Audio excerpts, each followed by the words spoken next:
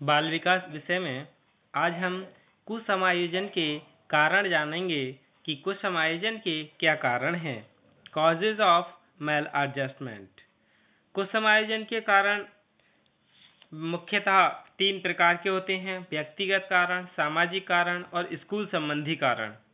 लेकिन कुछ मनोवैज्ञानिक हैं जिन्होंने कुसमायोजन के कारण के संबंध में बताया है, जैसे फ्राइड के अनुसार व्यक्ति का व्यवहार 2 प्रकार के मूल सिद्धांतों से निर्देशित रहता है। एक तो सुख यानी आनंद प्राप्ति यानी सीकिंग प्लीजर, दुख यानी कष्ट का त्याग यानी अवॉइडिंग पेन। 2 प्रकार से के मूल सिद्धांतों पर निर्देशित रहता है। सुख यानी आनंद, सुख से व्यक्ति यानी जब वह ऐसा करने का प्रयास करता है तो उसे कुछ वातावरणीय ताकतों जैसे सामाजिक मानक, मूल्य एवं धार्मिक मान्यताएं आदि के द्वारा रोक दिया जाता है। ऐसा करने से व्यक्ति में कुंठा जन्म ले लेती है। यानी जब व्यक्ति की कुछ इच्छाएं होती हैं कुछ करने की, जब समाज में या जो धार्मिक मान्यताएं हैं या जो समाज की मूल्य हैं, वातावरण हैं, इनके द्वारा जब व्यक्ति को रोक दिया जाता है तो वह उसके अंदर क्या है, कुंठा जन्म ले लेती है।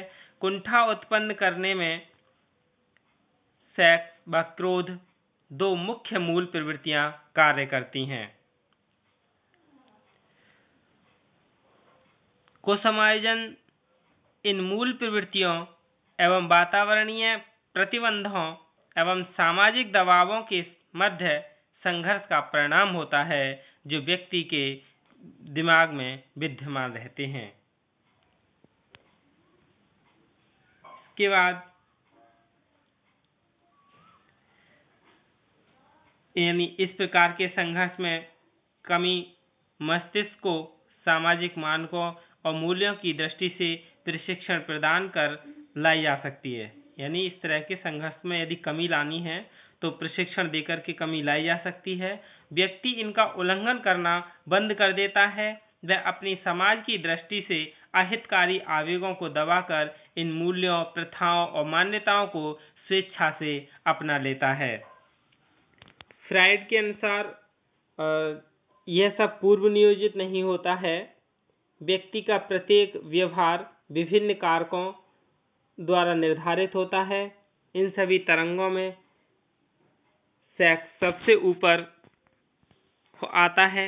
व्यक्ति के मस्तिष्क में जो संघर्ष उपजते हैं उनकी प्रकृति कामुक होती है। यह संघर्ष चिंता को जन्म देता है तथा चिंता अहम को जन्म देती है जो मानव विकास की समस्त व्यवस्थाओं संबंधी समायोजन प्रक्रिया को व्यवधान उपस्थित या उत्पन्न कर देती है। इस प्रकार फ्राइड के अनुसार सेक्स संबंधी समस्याएं कुसमायोजन का मुख्य कारण होती हैं। यानी कुसमायोजन का फ्राइड के अनुसार कौन सा मुख्य कारण होती हैं? सेक्स संबंधी समस्याएं मुख्य कारण होती हैं।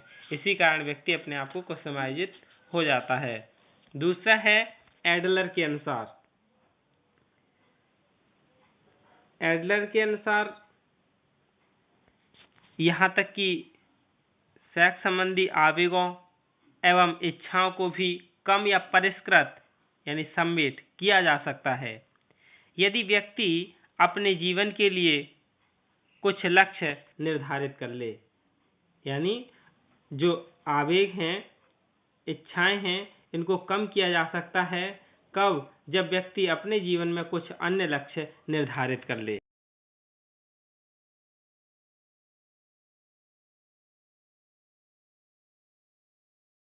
बालक इस संसार में असहाय पैदा होता है। अपनी आवश्यकताओं की पूर्ति के लिए वह दूसरों पर निर्भर करता है। यह उसमें हीन भावना उत्पन्न करता है जो उसके तनाव एवं कुंठा का प्रमुख कारण होता है।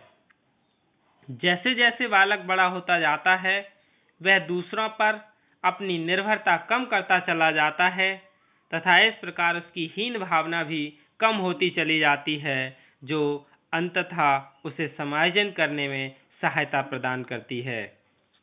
इस प्रकार श्रेष्ठता प्राप्त करने की इच्छा श्रेष्ठता प्राप्त करने की इच्छा मानव व्यवहार की एक सार्वभौमिक यथार्थता अथवा लक्ष्य है, जो समायोजन की गत्यात्मक प्रक्रिया के अलावा कुछ भी नहीं है। इसके बाद जुंग के अनुसार व्यक्ति में दो प्रकार की मूल प्रवृत्तियां होती हैं, एक जाति का संरक्षण और स्व संरक्षण प्रिजर्वेशन ऑफ रेस और सेल्फ प्रिजर्वेशन। जाति का संरक्षण ये दोनों हमेशा अपनी प्रकृति के कारण संबंधित रहती हैं। समायोजन की प्रक्रिया जीवन पर्यंत चलती रहती है।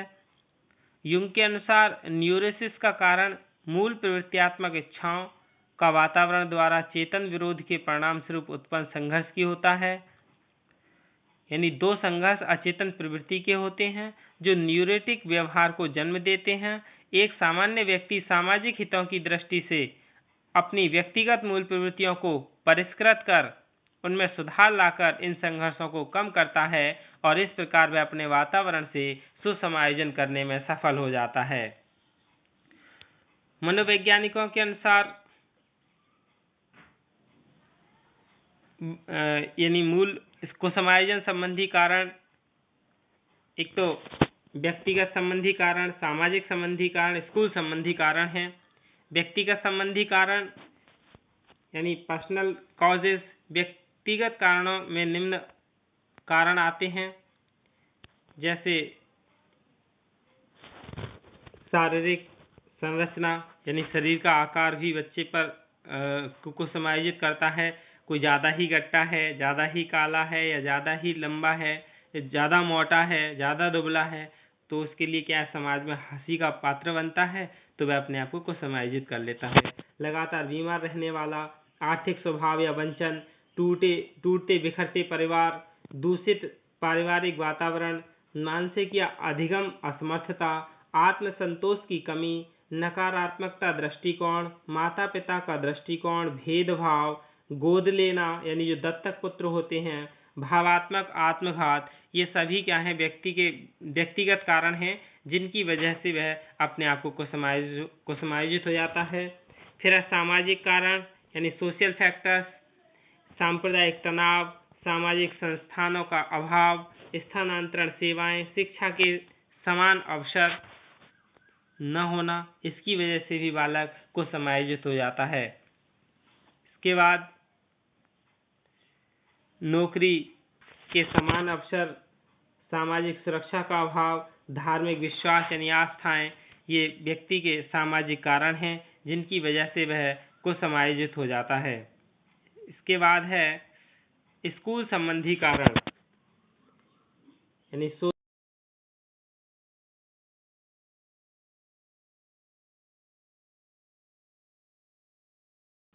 स्कूल में टीचिंग बाय अनट्रेन्ड टीचर्स के द्वारा यदि ऐसा किया जाता है तो बालक अपने आप को समायोजित हो जाता है।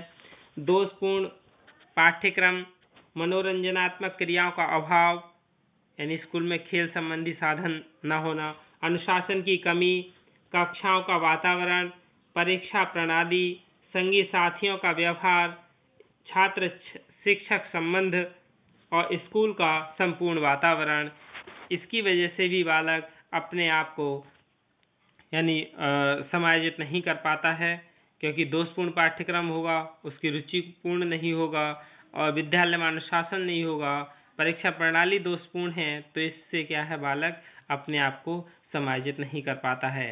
अब हम कुसमायोजन के दुष्प्रभाव जान लें कि कुसमायोजन के क्या क्या दुष्प्रभाव हैं।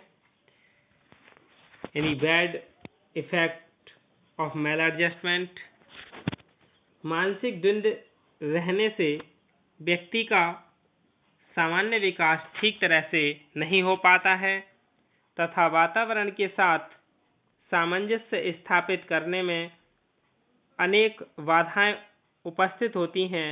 ऐसा होने से उनका संपूर्ण व्यक्तित्व को प्रभावित होता है। मानसिक द्वंद्व के कुछ प्रमुख दुष्प्रभाव हैं, जैसे असामान्य मानसिक क्रियाएं। मानसिक द्वंद्व की स्थिति व्यक्ति की सभी मानसिक क्रियाओं पर प्रभाव डालती हैं। ऐसी स्थिति में स्मरण शक्ति कमजोर हो जाती है, स्वप्न अधिक आने लगते हैं और प्रत्यक्षीकरण में कठिनाई होती है। असामान्य संवेग प्रदर्शन।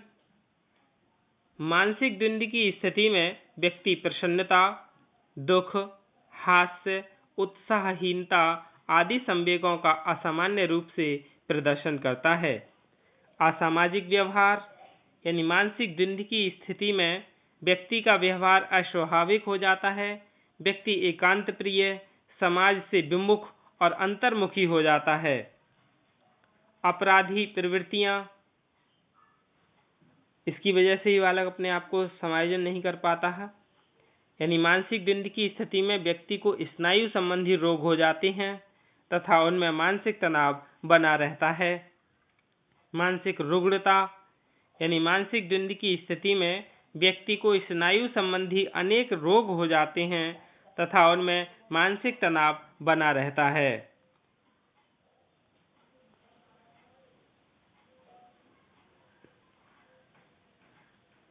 यानी मानसिक द्वंद्व जब बालक में होने शुरू हो जाता है तो बालक में स्नायु संबंधी यानी जो आगे हम पढ़ेंगे मनोविकृति और स्नायु विकृति जो कुछ समायोजन के दो मुख्य कारक हैं, वो भी क्या है, इसके मुख्य कारण हैं जिसके कारण मानसिक तनाव बना रहता है।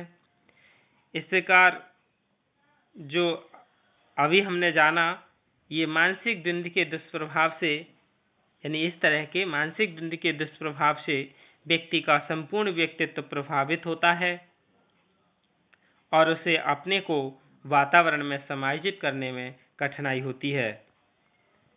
यानी ये जो दुष्प्रभाव हैं इसका बच्चे पर पूरा प्रभाव पड़ता है और वातावरण में फिर क्या है, समायोजित करने में इस तरह के बालक को कठिनाई होती है। यही क्या है